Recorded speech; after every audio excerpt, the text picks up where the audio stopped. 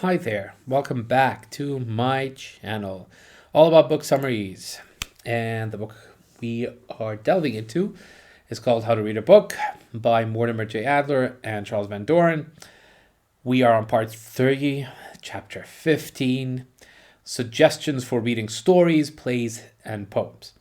So, in the last chapter, we spoke of imaginative literature in general, and we adapted three questions posed when reading expository works to make them more suitable to works of fiction. The fourth question that must be tackled differently is what of it? Recall that in practical expository works, some form of action on your part is required, and in theoretical works, mental action suffices. When it comes to imaginative literature, no action, at least analytically, is usually required on the part of the reader. The key word here is usually. For numerous times in history, a work of fiction was more effective at describing events or portraying experiences than any scientific report or philosophical treatise. Still, works of fiction are classified as fine art, okay? And a call to action is not their primary raison d'etre, okay? Fine here comes from the Latin, right, for finished. Okay, in other words, works of fiction and art are the end, right? Not a means toward one. Okay, great. Let's now talk about time. How long should it take us to read stories? Ideally, the shortest amount of time possible. Otherwise, the unity of the plot will be lost. Okay, the longer a novel or story, the more quickly you should get it over with. Okay, because otherwise you forget, who's whom and who's doing what, right? Furthermore, it's expected that you would not understand everything about a novel from the beginning. Okay, this is not a weakness on your part, nor a shortcoming of the text. Okay, this will become clear as the story progresses, provided, of course, it's well written. All right. Fiction has been a part of human history since time immemorial, right? And it seems to be a need for people. There are many theories as to why this is. Humans have both conscious and unconscious needs. The former tends to be satisfied by expository works, but the latter, at least partially, uh, can be satisfied with fictional texts. For one thing, they allow us to experience what a character goes through. And these experiences, be it inheriting a large sum of money, loving greatly and bravely, etc., can be cathartic, right?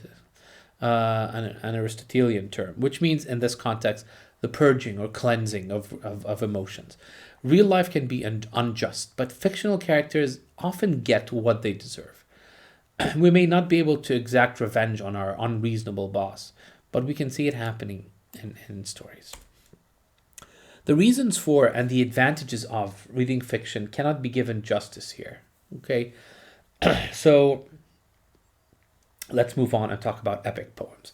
In Western culture, these are Homer's Iliad and Odyssey, Virgil's Aeneid, Dante's Divine Comedy, and Milton's Paradise Lost. Not only challenging to write, these are also challenging to read, okay, because they tax the attention and imagination of any reader.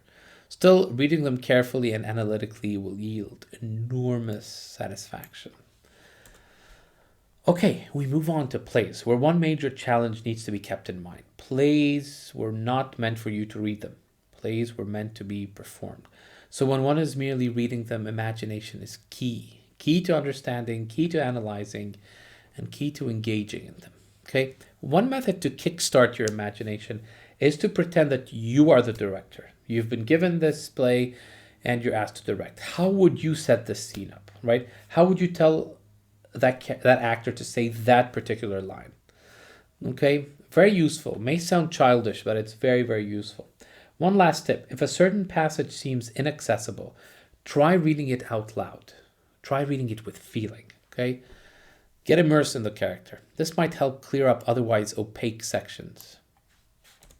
Finally, let's talk about poetry.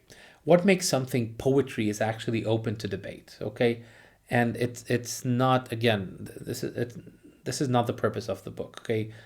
Classifying poetry. Its purpose is to teach us how to read them, okay? So here's a few things to keep in mind. First, you can read a poem for the rest of your life and always discover new meanings in it. okay, since you as a person change.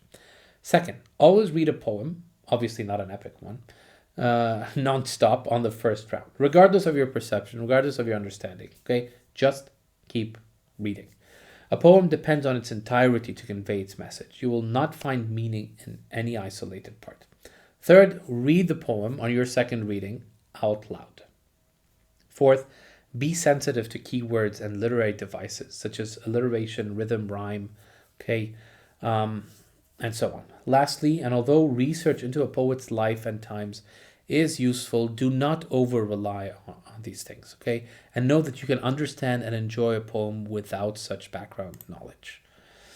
All right, thanks for listening. I'll see you in the next video.